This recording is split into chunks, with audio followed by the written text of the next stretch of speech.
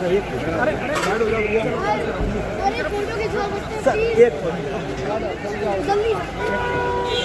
प्रधानमंत्री का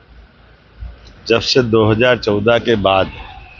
एनडीए की सरकार के नायक के नाते से प्रधानमंत्री के रूप में शपथ लेने के बाद राजनीतिक परिदृश्य पूरे देश में बदला है और हमने सबने देखा कि गैर कांग्रेसी प्रधानमंत्री के नाते से पूर्ण बहुमत की सरकार के बनने से लगा करके तीसरी बार सरकार बनाना, ये हमारे लिए उस समय का बदला है जब कांग्रेस ने ये इनके प्रकरण माननीय अटल जी की सरकार को गिराने का षड्यंत्र किया।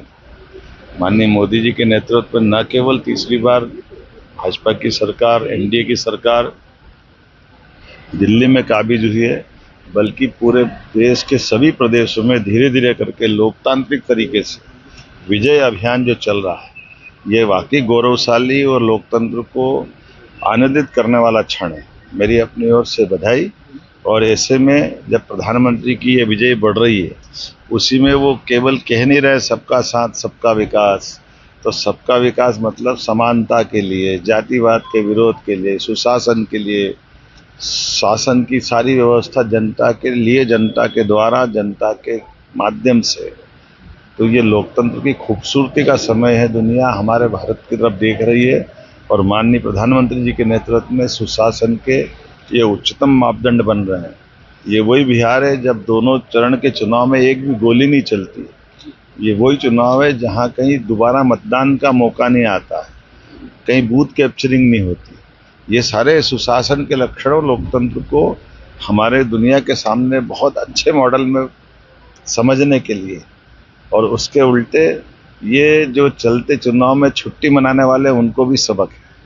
मेरी अपनी ओर से एक बार फिर माननीय प्रधानमंत्री जी के नेतृत्व में एनडीए ने जो सरकार बनी, माननीय नीतीश कुमार जी को, माननीय